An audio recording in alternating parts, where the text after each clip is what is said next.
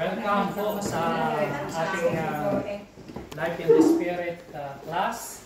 Praise the Lord. At ang ating pong tema ay Life in the Spirit. Dahil sabi sa Bible, the Spirit gives life. Amen. So without the Holy Spirit, we don't have life. Wala tayong buhay. Kaya nga, ito yung patungkol sa pamumuhay na mayroong malalim na relasyon sa Banal na Espiritu. So ito yung ating topic na pag-aaralan. The person of the Holy Spirit, the works of the Holy Spirit, ano ba yung mga gawa niya sa buhay ng tao, bautismo sa baptism in the Holy Spirit in the life of Jesus, the manifestation of the Holy Spirit, the fruit of the Spirit, the gift of the Holy Spirit, and the anointing of the Holy Spirit. So yan, mga kapatid. At gusto kong bago tayo pumunta sa lesson, ay mag-start tayo doon sa marami pong mga misconception o mga maling pagkaunawa patungkol sa Holy Spirit. Halimbawa, maraming mga denomination, tinuturo nila na ang Holy Spirit ay ano lang daw po, ito ay power. So kung ito ay power, itatrato mo lang siya kapag kailangan mo ng power, parang isang bagay lang. So hindi persona. Yung iba naman, ang paliwanag nila, ito po ay parang apoy. Pwede kang nagpo-purify, naglilinis. So ito naman po ay mga simbolo lang. Tulad ng fire, wind, cloud, dove, power. Yan po ay simbolo. Pero ang dapat nating maintindihan na ang Holy Spirit is persona. So ito yung isa-isahin natin. Pag sinabing persona, tayo po ay persona. May damdamin, may kalooban, may will, may mind, may emosyon. So, ganon din po, no? Ang Holy Spirit, siya po ay tinatawag na third person of the Trinity. Okay? At sa bilang pagsisimula, yung pong knowledge and experience is a great combination to understand what the really is, what life really is. So, meron kang knowledge, wala ka namang experience, kulang din. Kasi sabi ng Bible, Hosea 4:6, my people perish because lack of knowledge. Kung puro ka naman knowledge at wala experience, pwedeng yumabang. Sabi ng Bible, 1 Corinthians 13, knowledge puffs up. Nakakayabang yun. So kailangan meron kang experience. Ngayon, maraming tao may knowledge about the Holy Spirit, but they don't have experience the Holy Spirit. Hindi nila nararanasan yung gawa ng Banal Espiritu, kung paano makinig sa Holy Spirit, kung paano makipag-fellowship sa Holy Spirit. So, head knowledge lang. So, yan ang gagawin po natin, balance. Hindi lang po tayo magkaroon ng knowledge, kundi magkaroon tayo ng experience sa Holy Spirit. Maranasan natin yung power na yan. Okay? Sabi ni Albert Einstein, sabi niya, experience is knowledge and all the rest is information. So, ang tunay na knowledge, yung na-experience mo. Amen? Tama ba yan? So, hindi lang knowledge na head knowledge. Halimbawa, marunong ka sa electric, nag-aral ka, hindi mo naman na-i-apply. Wala rin yung knowledge na yun eh. Hindi mo rin nagamit eh. Information lang. Information lang yun. Ang tawag doon, information. Kaya nga, experience without application, walang information. Okay. So, napakalaga maintindihan natin. Ngayon, ito. Halimbawa, tingnan nyo. Ikaw, mayroon kang knowledge na ito, pwedeng gawing bahay, pwedeng gawing bakod, di ba? Pwedeng gawing building. Lalo na, kung ikaw ay kamukha ni Brother Ed, marunong mag-albanil ba? Construction. Sa construction. Construction. Halimbawa, alam mo, itong hollow block, knowledge, pwede mong gawing bahay yan eh. Diba? Pwede mong gawing bakod. Pwede mong gawing building. Pero kung hindi mo na-apply, knowledge lang yan.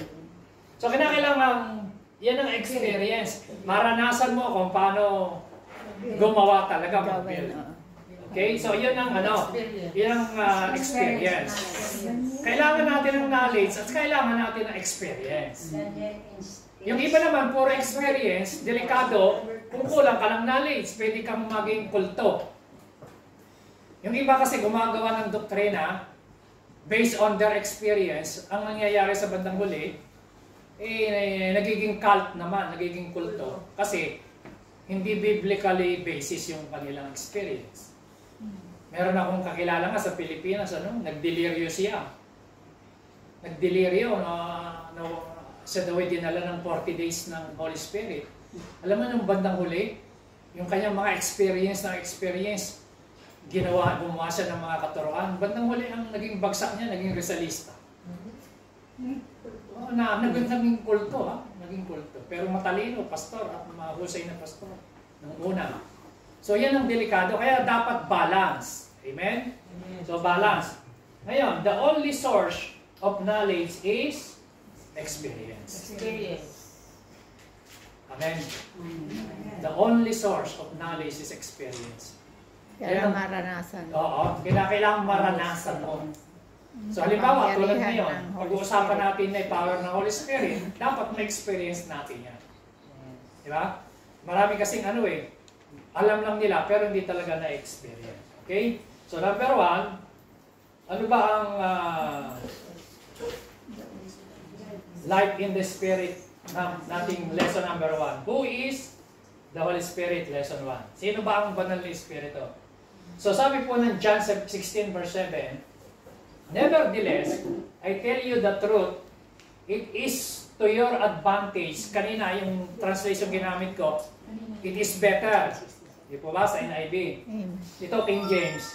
It is to your advantage that I go away, si Jesus Christ ang nagsasalita, for if I do not go away, the helper will not come. The Holy Spirit yung helper to you. But if I depart, I will send Him to you. So, ito yung advantage natin ngayon kasi tayo po ay nasa panahon ng Banal na Espiritu. Okay? Advantage natin yan. Ito, sabi ng John 14 verse 26, but the Comforter, sino yung Comforter? Ipinaliwanag na dito sa Bible, sa Amplified, siya yung tinatawag na Counselor, siya yung Helper, Intercessor, Advocate, ibig sabihin na Advocate, tagapamagitan, Strengthener, Standby, handyan siya, kasama natin, tinutukoy dyan yung Comforter, Holy Spirit. So the Holy Spirit whom the Father will send in my name, sabi niya, in my place to represent me and act on my behalf. Nung wala na si Jesus Christ, pumunta na sa kanan ng Ama, sabi niya, ipapadala ang Spirit to replace me, to replace. Kamukha din niya, Diyos din, na siyang siya. Kaya nga, to represent Jesus Christ and act on my behalf, sabi niya. He will teach you in all things. So pagka wala ang Holy Spirit, wala kang gabay para maintindihan mo yung mga bagay ni spiritual. Ang gawain ng Holy Spirit to teach you in all things. Ituruan ka kung ang mga bagay na spiritual. Kaya nagkakaroon tayo ng mga revelation. Ano pa? And He will cause you to recall. Sa ibang to remind you. Alam niyo, pag ikaw ay nagiging makakalimutin na, pag napuspos ka ng Holy Spirit, magiging magaling ang memory mo ulit. Amen. Amen. Kasi mapuspos. Kasi kailangan mapuspos para magiging siya yung tigapagpaalala Kaya pagka may amnesia, ang kailangan mapuspos ng Holy Spirit. Makakalimutin, no? So, He will remind you and bring to your remembrance everything I have told you. Ayan. So, kaya po ikaw ay nagbabasa, alam niyo, pagka nagagawa ka ng teaching, nagbabasa ka, yung na-meditate mo, inire-remind ka ng Holy Spirit yun habang naggagawa ka ng sermon outline. Ito yung ilagay mo, ito yung idagdag mo, ito yung verse, ipinapaalala sa iyo yun, isa-isa. Amen. Ganun ang gawain ng Holy Spirit. Pag ako ay nag-prepare ng teaching, ganun. Meron lang akong skeleton na type. Ngayon, yung mga gagamitin kong verse, yung mga gagamitin kong mga points, mga nabasa ko na meditate ko ng mga sa pagbubulay-bulay ko, ipinapaalala ng Holy Spirit yan, pati yung mga lecture kong napakinggan ng matagal na, pati yung mga unang panahon pa, i-remind ng Holy Spirit, pati yung mga kwento, illustration. So, ganun, i-remind ka talaga ng Holy Spirit. So, ganun siya, okay? Sabi ng John 6:63, kayo bumasa? The Spirit is the one who gives life. Human strength can do nothing. The words that I have spoken to you are from the life-giving Spirit. So, yun daw Spirit ang nagbibigay talaga ng buhay. Yun daw human strength, sa sarili nating kakayahan, sarili nating kaurunungan, kahit tayo ay matalino sa secular, sa mundo, pag wala sa yung Spirit, yung mga spiritual na bagay, hindi mo maintindihan eh. Amen ba? Amen. So kaya ito ay life in the Spirit kasi the Spirit gives life. Ano po yung life? Ito yung hininga. Breath. No? Kaya kapag ang tao ay nawala na yung hininga, wala na siyang buhay. Wala nang buhay. Ang isang tao, kapag wala ang Espiritu ng Diyos, walang buhay. Kaya tingnan nyo pansinin niyo yung mga bagong Kristiyano, nung hindi pa siya born again, nung wala pa Espiritu ng Diyos, iba yung aura niya, yung mukha niya, mukhang matanda, mukhang sibangot, mukhang depressed, pero nung na-born again, tinignan mo, di ba, parang hindi tumatanda. Tingnan niyo yung mga itsura ng Tingnan mo di ba? ang itsura ko. Di ba, mukhang ngayon, mukhang bata. Amen. Kasi the Spirit gives life. Yes. Ang bigay niya buhay. Maraming tao, di ba, naghahanap buhay, pero walang buhay. Walang buhay. Walang, pag tinignan mo, walang kabuhay-buhay. Kasi, pero pagka yan ay inspired, filled by the Holy Spirit, there is life. Amen? Yeah, po. So kaya it gives life. Nagbibigay ng buhay. Ano pa ho? Sabi diyan, life-giving Spirit. Okay? So, the Holy Spirit has a personality. Number 1, the Holy Spirit, He possesses the characteristic of a person. Bilang tao, ano ba ang kanyang mga characteristic? O bilang persona, ano ang mga meron siya bilang personalidad? Number 1, he has knowledge. Ano? Ang sabi ng 1 Corinthians chapter 2, verse 11, ito ang sinasabi, for who knows a person's thoughts except their own spirit with them? In the same way, no one knows the thoughts of God except the Spirit of God. So, meron siyang knowledge. Ang nakakaalam ng kaisipan ng Diyos ay ang Espiritu ng Diyos. Amen. Amen. Amen? Amen. So, ang Bible, tingnan niyo po, bakit hindi naiintindihan ng tao ang Biblia kapag wala Spirit? Kasi, ang author ng Bible, Holy Spirit. Yes. Yes. Amen. Sabihin natin, pastor, sila mga taong mga magsasaka. Yes, inspired by the Holy Spirit. Mga simpleng tao. 40 different authors ng Bible, pero they are all inspired by the Holy Spirit. Amen. Kaya yung Bible, pag ikaw ay walang Espiritu ng Diyos, kahit basahin mo lang yan, para ka lang nagbabasa ng dyaryo o nagbabasa ng libro na wala kang revelation, hindi mo maintindihan. So, yan ang difference, okay? And number 2, ang Holy Spirit, siya po ay nagmamahal. Sabi po ng Romans 15 verse 30, anong sabi diyan? I urge you, brothers and sisters, by our Lord Jesus Christ and by the love of the Spirit. Sabihin natin, love of the Spirit. Love of the Spirit. O, hindi pa yung love, sa parang gagaling yung love, sa emosyon yun eh. Ibig sabihin, yung Holy Spirit, bilang persona, meron siyang damdamin. Nagmamahal siya.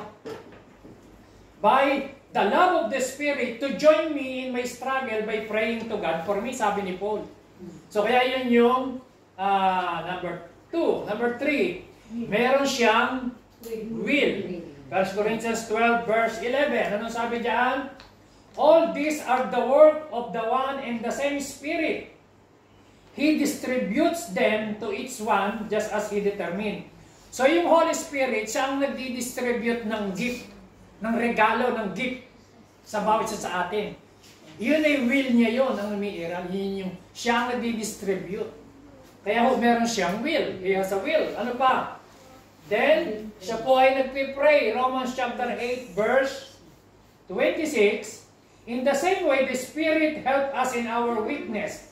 We do not know what we ought to pray for, but the Spirit Himself intercede for us through wordless groans. So, the Spirit Himself intercede. Siya po ay nagpipray, nag-i-intercede for us. Kaya, He prays. Amen? Nasusunod niyo po ako? Okay. Amen. So, He possesses the characteristic of a person. So, number 1, meron siyang knowledge. Number 2, Love. 3, Praise. okay. Number 5, He has a mind. Romans chapter 8, verse 27. Ang sabi diyan, and He who searches our heart, listen, knows the mind of the Spirit, because the Spirit intercede for God's people in accordance with the will of God. So nakita niyo po, very clear. Amen ba? Amen. Meron na po, may tinatawag na He knows the mind of the Spirit. So meron siyang kaisipan, mind. Kaya kung siya may mind, may will, meron siyang knowledge, siya po ay nagmamahal, at siya po ay nagpipray. So yan po ang, yung characteristic na yan, ay characteristic yan bilang persona ng tao. Meron tayong ganyan eh. Amen? Amen. Ang tao ba ay nagmamahal? Amen. Ang tao ba ay nananalangin? Amen. Ang tao ba ay may knowledge? Amen. O yan, may kaisipan. Ang Holy Spirit ay meron din po siya. Okay, next. He does the work of a person. Kanina, yung kanyang attributes. Ngayon, yung kanya namang mga work bilang persona. Ano ba ang ginagawa tayo? At bilang persona, ano ba ang ginagawa natin? Number 1, speak. Nagsasalita. Amen. Amen? Amen.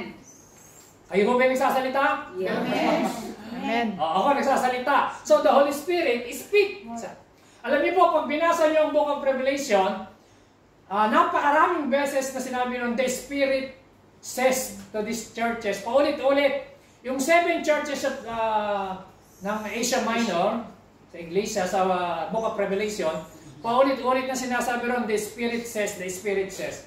Ngayon, ito ang sabi ng 1 Timothy chapter 4, verse 1. Tingnan niyo po sabi diyan, the Spirit clearly says, nagsasalita, that in later times, some will abandon the faith and follow deceiving spirits and things taught by demons. So, the Spirit says, nagsasalita ang Espiritu. Amen? Amen. Kaya lang, kung minsan, hindi nga po kasi tayo aware na nagsasalita pala siya sa atin. Kasi nga, hindi naman natin siya kakilala at hindi po tayo marunong makinig. Kaya hindi natin alam na siya pala yung nagsasalita. At kung minsan nagsasalita siya para tayo makapakinig pag tayo tulog. O huwag mo na kayo matulog. Ang ibig sabihin, pag sa panaginip, kinakausap tayo through dreams, yun po yung language of the Holy Spirit. Amen? Amen. Amen ba? Amen. So, alam niyo ba na ang dream and vision is one of the language of the Holy Spirit. Nagsasalita siya kasi minsan, pag kasi tayo igising, sobra tayong okupado, marami tayong iniisip, busy tayo, marami tayong ginagawa. So wala tayong time na makinig. Pero nagsasalita siya ang totohanan talaga. Nagsasalita ang Holy Spirit. Amen. Ewan ko, meron sa inyo mga naranasan nyo yun di ba? Amen. Sabi ng Holy Spirit, i-bless mo siya. Okay, sabi ng Holy Spirit, siya ang kapapangasawa mo. Kaya lang, dapat magsalita rin siya sa kabilang side. Baka mamaya ikaw lang kinakausap. Sa hindi. Mamalitin ang asawa ko. Okay, confirmation. Kailangan may confirmation ng Holy Spirit. Okay? The Holy Spirit teaches. Binasa na natin yan, 1 Corinthians chapter 2. Di po ba? Verse 13. This is what we speak, not in words taught us by human wisdom. Tingnan niyo po, sabi ni Paul. But in words taught by the Spirit. Tingnan niyo. Ang itinuturo daw ni Paul, yung itinuro ng Banal na Espiritu. Explaining spiritual realities with Spirit-taught words. Itinuro ng Espiritu. Yung tinuturo ni Paul, revelation yun. Alam niyo, iba yung revelation sa information. Revelation, yun yung nagbabago. Information doesn't change, hindi ka nababaguhin ng information. Pero yung revelation, dyan ang mababagong buhay natin. Okay? So, nagtuturo. Number 3, guides. John 16 verse 13. But when He, the Spirit of truth comes, He will guide you into all the truth. So, ang Spirit, i-guide ka. O ito tamang daan, ito didiretsuhin mo, o huwag kang pupunta dyan. Alam nyo, kaya nga sinasabi ng Bible Proverbs chapter 3 verse 5 to 6, every steps of a good man. Di ba ba? Order by the Lord. Trust in the Lord with all your heart, sabi doon. And lean not your own understanding. In all your ways, acknowledge Him, and He shall direct your path. Ididirekta niya yung tamang landas mo. So, the Holy Spirit guides, i-guide ka talaga ng mga tamang desisyon. Alam nyo, karaniwan ng ating mga maling desisyon, hindi tayo nakinig sa Holy Spirit. Hindi tayo nag-pray. Hindi tayo naging sensitive. Tapos sa bandang huli, yun yung mga pinagsisisihan natin, yun yung nagkamali tayo. Yun yung mga natututo tayo sa karanasan, sa experience. Kasi hindi tayo nakinig. Pero ang totohanan, kapag ikaw ay sensitive lang, the Holy Spirit guides you. Amen. I-guide ka talaga. Yan. Amen? Amen. Marami pong example sa Bible, kaya lang kailangan nating bilisan para the Holy Spirit forbids. Ito malinaw po yan. Acts 16 verse 6 to 7. Anong sabi diyan ng Acts 16? Example, basahin po natin. Verse 6 to 7. Paul and his companions traveled throughout the region of Phrygia and Galatia, having been kept by the Holy Spirit. Yan naman, pinagbawalan si Paul ng banal na Espiritu na pumunta sa Asia. Sino nagbawal? Si Holy Spirit. Huwag kayo doon pumunta, dito kayo pumunta. Ayan, no? Paul and his companions traveled throughout the region of Phrygia and Galatia, having been kept by the Holy Spirit from preaching the word in the province of Asia. When they came to the border of Mysia, they tried to enter Bithynia. Listen, but the Spirit, Jesus would not allow them to. Pinigilan sila ng Espiritu ng Diyos.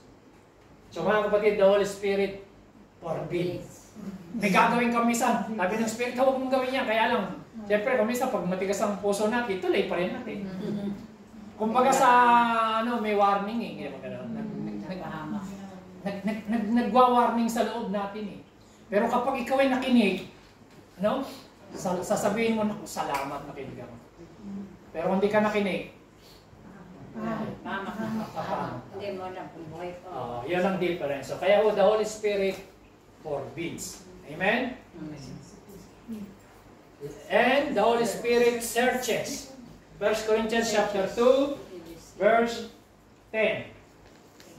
These are the things God has revealed to us by Spirit.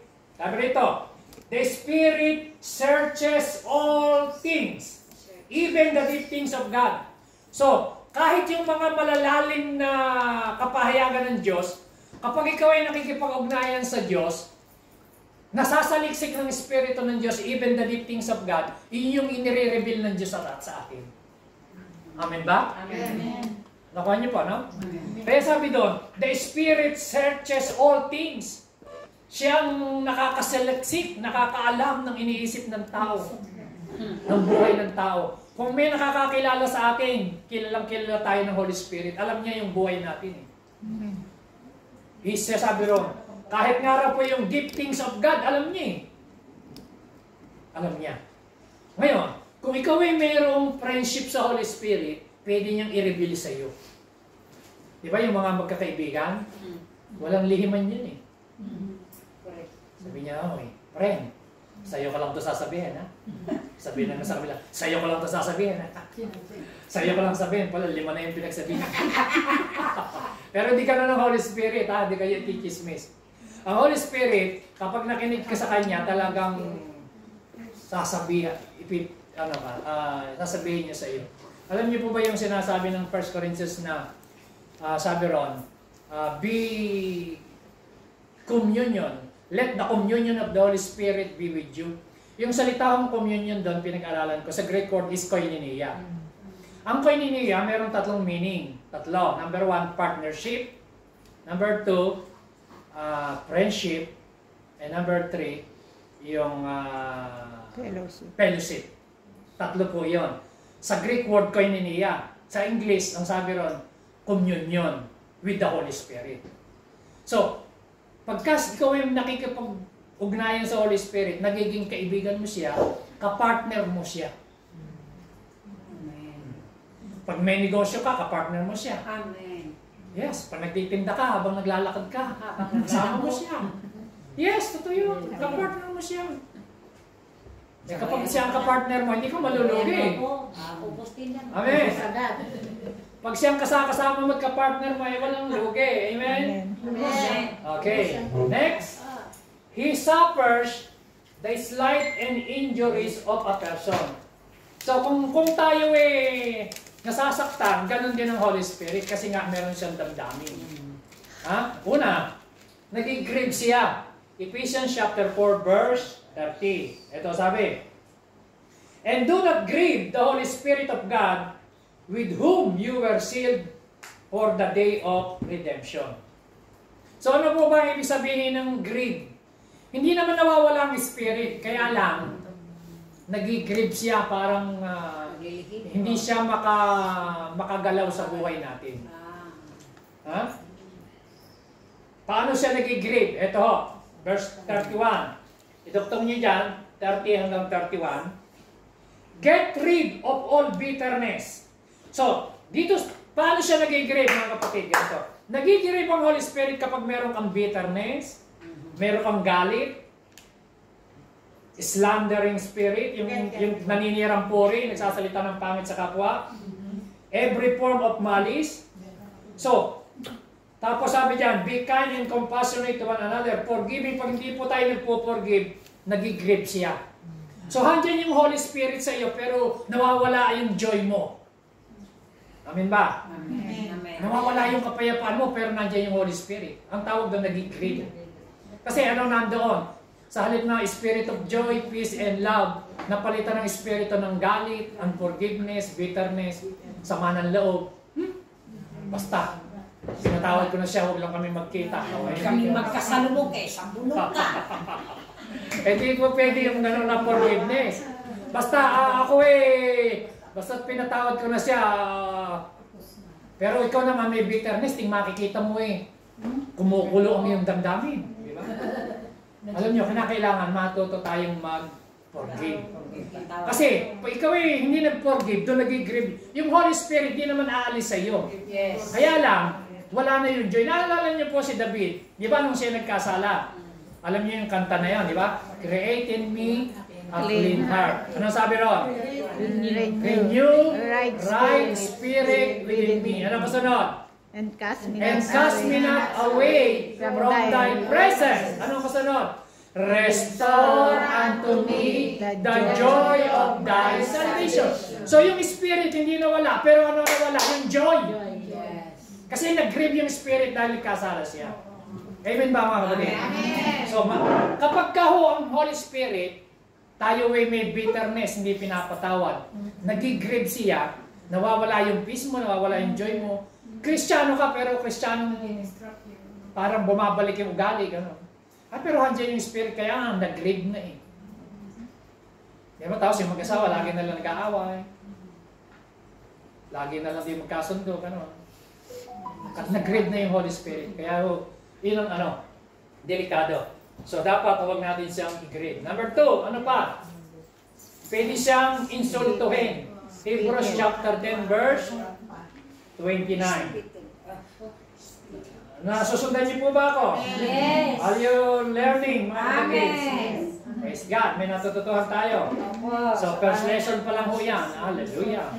29. How much more severely do you think someone deserves to be punished who has trampled the Son of God underfoot? Who has treated as unholy thing the blood of the covenant that sanctified them Tingnan niyo po, who has insulted the Spirit of grace? Ang Espiritu, inaiinsulto. Paano ba iniinsulto? Di ba, naranasan niyo bang kayo insultuhin? Yes. Pasabihin, di ba, kumisan, tinitingnan ka parang iniinsulto itsura mo, iniinsulto kakayahan mo, iniinsulto ka. Alam niyo, ganun ang mga tao, iniinsulto ang Holy Spirit. Minsan, ay, halimbawa, may gumaling, merong umiyak, may nagkaroon ng deliverance. Nagsasalita sila ng against the Holy Spirit, nagkakasala sila. Amen? Amen. Okay lang ha, kung gusto nyo mag-inom ng tea, pero huwag nyo lang mamiss. Okay lang, pwede kayong... No, maiinitan na kami May kape dyan. Mapatahimik Amen kami. ba? Amen. Okay. Oh, meron- Ito pa ho, number 3. Ano po? Lie. Lie. Siya po ay napag sisinungalingan. Acts chapter 5 verse 3. Si Ananias at si Sapphira nagbenta ng kanilang ari-arian. No? Alam niyo po yung istorya. Ngayon, yung pinagbilang, idodonate nila sa paanan ng mga apostol. Kaya lang, ang problema, hindi nila dineclare na lahat. Nagsinungaling sila. Ito, sabi babasahin ko po. Then Peter said, listen, Ananias, how is it that Satan has so filled your heart that you have lied to the Holy Spirit? Saan sila nagsinungaling? Sa Holy Spirit. And had kept yourself some of the money you received for the land.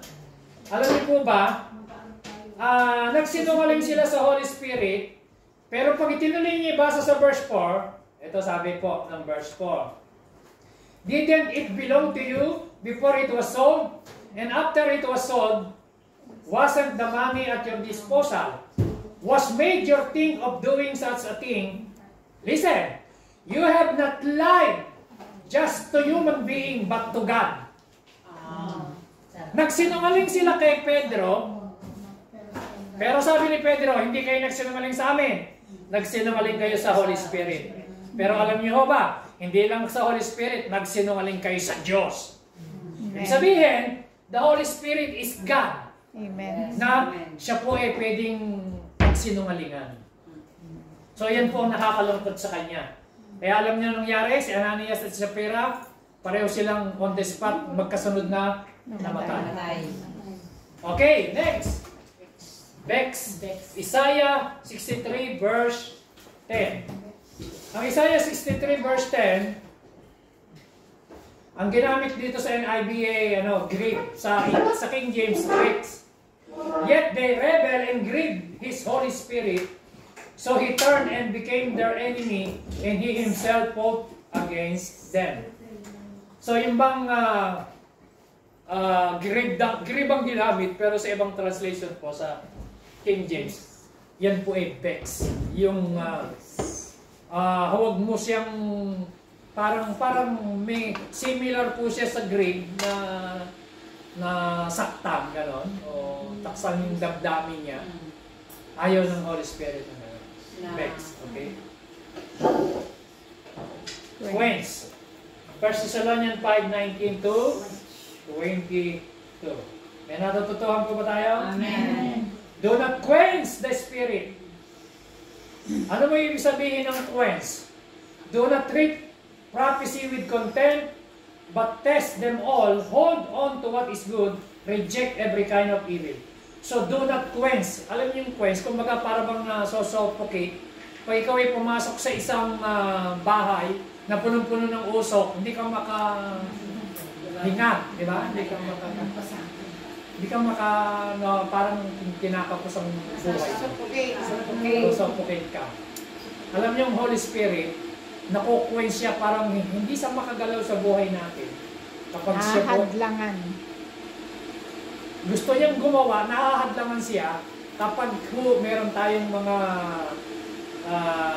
kasalanan o meron tayong mga ginagawa na hindi nakalulugod sa Holy Spirit, nakahadlangan siya. So may bara, kung sa hose, no? Hindi yung makatuloy yung flow kasi may bara. Kaya sabi, do not quench. Huwag mo hayaang mahadlangan yung flow ng Spirit sa buhay mo. Amen? Amen. Kasi may flow yan eh. So dadalo yung Holy Spirit, nagpo-flow yan like a living water. Parang ilog. Di ba sabi ng John, mula sa loob mo, like a river, mag-overflow. Ngayon, hindi ka mag-flow sa kapangyarihan, hindi ka mag-flow sa presensya, sa anointing, kapag ka may bara. Kaya nga, do not quench the Holy Spirit. Huwag mo hayaang mahadlangan. Huwag mo hayaang mapigilan. Kailangan tuloy-tuloy lang yung flow sa buhay mo, sa pamilya mo, sa sarili mo. Amen? Amen. So, ayan po yan mga kapatid. Okay, malapit na po tayo magtapos. Papunti na lang po. Ano ba yung last? Hindi makita. Hindi makita.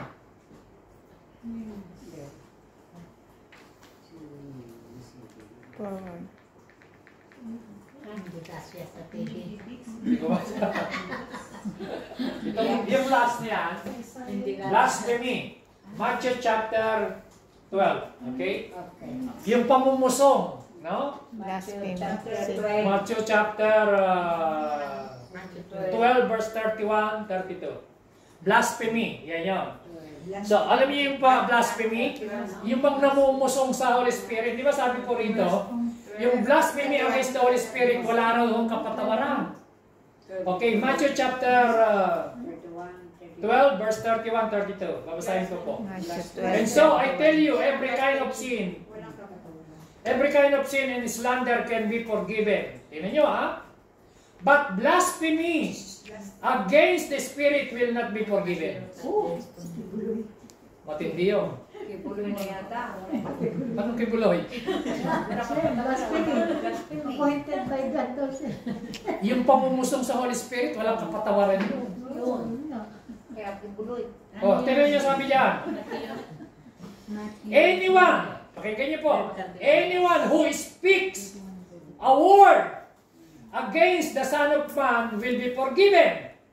But anyone who speaks against the Holy Spirit will not be forgiven, either in this age or in the age to come. Walang kapatawaran pag nagsasalita ng pangit sa Espiritu na Diyos. Kaya pag hindi mo naintindihan ang gawa ng Espiritu, huwag ka nalang pumibo. Baka magkasala tayo ng blasphemy. Delikado, ah. Walang kapatawaran. Amen? So, dapat ko natin maintindihan yan. Okay, next. The Holy Spirit is God. Sabi natin, the Holy Spirit is God. The Holy Spirit is God. Paano siya naging God? Sabi diyan, He is called Divine Being. Okay. Acts chapter 17 verse 29, ito pong sinasabi. Therefore, since we are God's offspring, we would not think that the Divine Being is like a gold, or silver, or stone, an image made by man's decision skill. So, si Paul, nangangaral siya, kasi po nagpunta siya sa isang lugar, nakita niya may mga Diyos-Diyosan sila. Huwag niyong, sabi niya, huwag niyong isipin, sabi ng Acts 17 verse 29, na ang Diyos, siya po ay divine being. Kasi sinabi pong divine God, divine. Ano siya? Hindi po ordinary, He is divine. Sabi doon, hindi siya gold, hindi po siya silver, hindi siya bato, hindi siya mga Diyos-Diyosan. Amen? Amen. He is a divine. Hindi po siya image na gawa ng tao. Amen? Amen. Siya ay spirit, pero spirit, He is God. Okay? Ano pa? Number 2, He is called God. Binasa po natin yan kanina, no? Ang sabi doon sa Acts chapter 5 verse 3 to 4, yung kay Ananias at saka si Sapphira, nagsinungaling sa Holy Spirit, sabi ron, but to God. Okay? So, He is called God. Amen. Amen. Ang susulat niyo lang po yung verse at saka po yung Yes. ito. Eh, hindi niyo muna ito makakopya sa kanya. Okay. Number 3. Ano pa siya? He is Lord. Sabi niyo, He is Lord. He is called Lord. He is He is called Lord. Okay. Nasa Bible? 2 Corinthians 3:17. Now, the Lord is the Spirit. Sabi ron, the Lord is the Spirit. Sabi natin, the Lord is the Spirit. The Lord is the Spirit. Oh, napaka-clear. 2 Corinthians 3:17. Now, the Lord is the Spirit. Amen? Amen. The Lord is the Spirit. Sabi natin, the Lord is the Spirit. The Lord is the Spirit. So, the Spirit called Lord. Yes. Oh, and where the Spirit of the Lord is, there is freedom. Amen. So mga kapatid, malinaw na malinaw. Amen? Amen. He is called Lord, He is God, and He is divine. Okay. Number 4. Jesus called the Holy Spirit His co-equal. Alam niyo sabihin ng co-equal? Kamukha niya. Yan, John 14:16. And I will pray the Father and He will give you another. Sa Greek word po yun ay allos, helper of the same kind, that He may abide with you forever. So yun ang ibig sabihin, co-equal, kamukha ni Jesus Christ na Diyos. Kamukha ni Jesus Christ na makapangyarihan, co-equal. Yun ang ibig sabihin ng the same kind. Ganito po example. Halimbawa, umorder ka ng double Burger King. Tapos yung asawa mo in-order mo, sasabihin mo, ang order ko po ay the same din ito. Yun ang ibig sabihin nun. The same double Burger King. Co-equal. The same kind. So, ang ginamit na Greek word is allos. Ang allos, the same kind ang ibig sabihin. Pareho lang. Kaya nung sinabi niya, I will pray the Father and He will give you another helper. The same kind of the same kind. Yun ang ibig sabihin niya. So, okay? So, malinaw po ba? Amen. And another helper, ito pong Greek, sa Greek word, allos, parakletos. Yung allos, meaning another of the same kind. Kamukha ng example ko na hamburger, nag-order ka. Nasundan niyo po ako? Amen. Ngayon, yung heteros, hindi yun ang ginamit doon. Ang heteros meaning another of the different kind. So si Jesus Christ, nung sinabi niyang ipapadala yung Spirit, hindi, ang ginamit hindi heteros, kundi allos sa Greek word. Ibig sabihin, the same kind. Amen. Nasusundan niyo po ako? Okay? Malinaw po ba? So the Holy Spirit is God. Hindi po siya basta power lang. At ano po? The Holy Spirit, He possesses the attributes of deity. Number 1, He is eternal, everlasting. Hebrews chapter 9, verse 14. Eternal siya. Pag sinabing eternal, walang katapusan, walang hanggan. Amen. Pag sinabing eternal life, ano ibig sabihin nun? Buhay na walang hanggan. Pag sinabing eternal death, Walang hanggang Kamatayan. so pag sinabing eternal, He is eternal, everlasting. Ano ho? Okay. Hebrews chapter 9, verse 14. How much more then will the blood of Christ, who through the eternal Spirit offered Himself unblemished to God, cleanse our consciences from acts that leads to death, so that we may serve the living God. So He is eternal. Number 2, He is omniscient. Pag sinabing omniscient, all-knowing, alam niya lahat. Amen. Alam ba ng lahat ng Holy Spirit? Amen. Okay. 1 Corinthians chapter 2, verse 10 to 11. These are the things God has revealed to us by Spirit. The Spirit searches all things. Oh, alam lahat. The Spirit searches all things. Even the deep things of God. So kaya nga, all-knowing siya. He is omniscient. Amen. Letter C. He is omnipresent. Ano ibig sabihin? Present in all places. So siya nandito, present siya sa mga Kristiyano sa Pilipinas, sa Amerika, kahit saan, all places. Amen. Psalms 139 verse 7 to 13. Basahin niyo po yan. Sabi po rito, where can I go from your spirit? Hindi nga naman tayo makakatakas eh. Where can I flee from your presence? If I go up to heaven, you are there.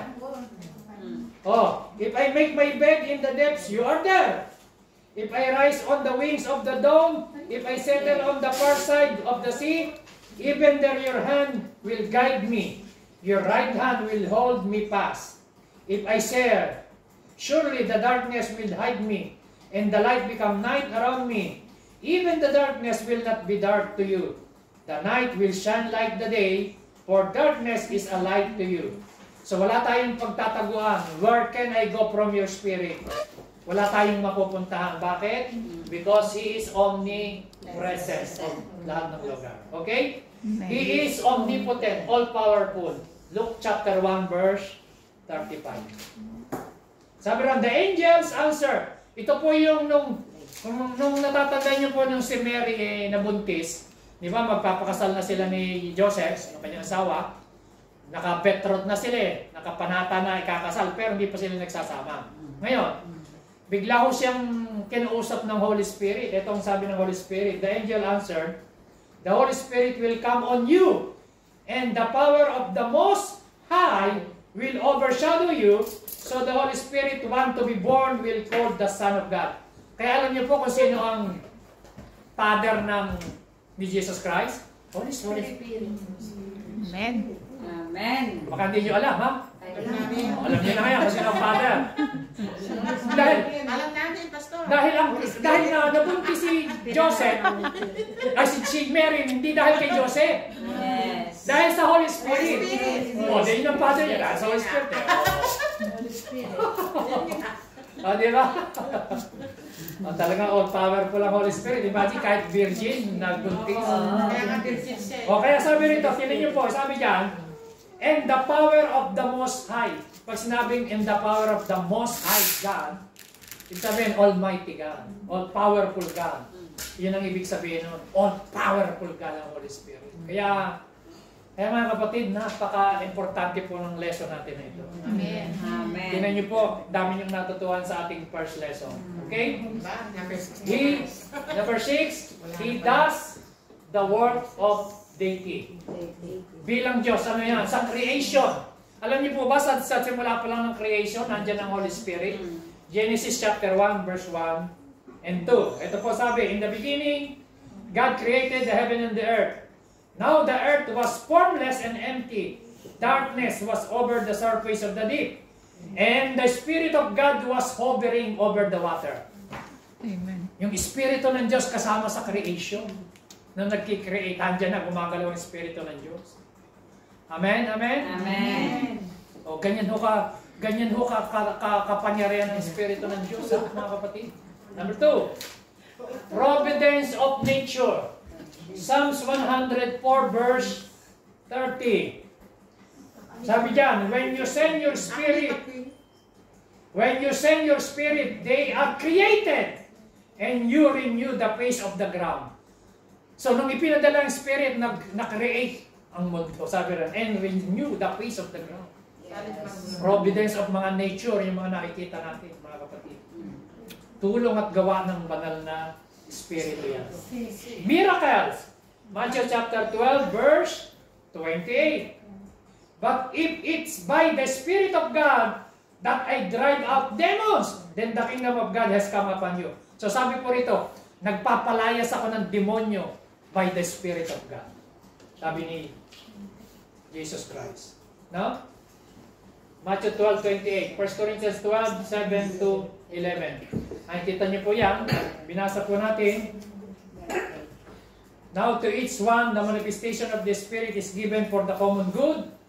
To one, there is given to the Spirit a message of wisdom, another message of knowledge by means of the Spirit, to another by faith, by the Spirit, same Spirit, the another gifts of healing by the one Spirit, and another miraculous power, to another prophecy, to another distinguishing between spirit, to another speaking in different kinds of tongues, and still another the interpretation of tongues. So mga kapatid, sa mga binasa nyo, yung mga gift of miracle, paggawa ng himala at mga gifts ay galing sa gawa ng Spirit. Amen. Spirit. Amen? Amen. So, praise the Lord. Conclusion, therefore, the Holy Spirit is a divine person. So, He invites you to come to Christ. Revelation chapter 22 verse 17. Ito ang sabi ng Revelation. The Spirit and the bride say. Sino ba yung papakasalan ng Panginoon? Church. We are the bride. Church is the bride. Tandaan niyo po, ha? Amen. The Spirit and the bride, yung church, say, come. And let him who hears say, come. Whoever is thirsty, let him come. And whoever wishes, let him take the free gift of the water of life. Alam niyo mga kapatid, sa huling panahon,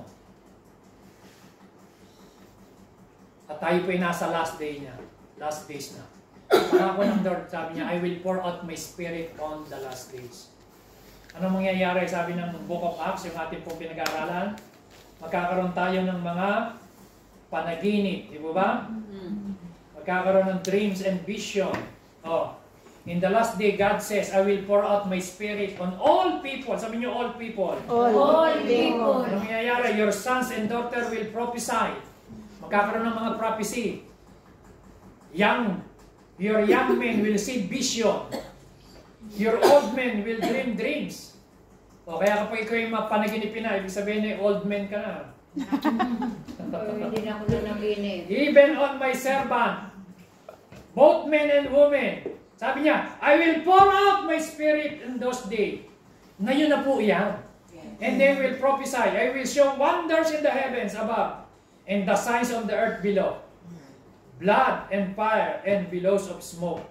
Alam niyo, lahat yan yung mga signs yan na mangyayari sa huling panahon. At tayo pinasa last days na. Ang last day, mula nung si Kristo po ay nangaral at hanggang ngayon, ito pong tinatawag na last days. So ang last day, hindi namin ibig sabihin na hihintayin natin yung huling araw na pagbalik ni Lord. Hindi po yun. Nasa last day na po tayo ngayon. At lahat ng sinasabi rito, prophecy, nangyari na po ito. Ngayon, so mga kapatid, napaka-halaga na itong lesson na ito, na pinag-aralan natin, may apply natin palagi sa church. So itong lesson na 1 na yan, naintindihan natin who is the person of the Holy Spirit. Amen? Tayo mong natin siya ngayon. Tayo mong nalangin. May natutuhan po ba kayo? Amen. Marami ka natutuhan? Amen. So mga kapatid, lesson 1 pa lang yan.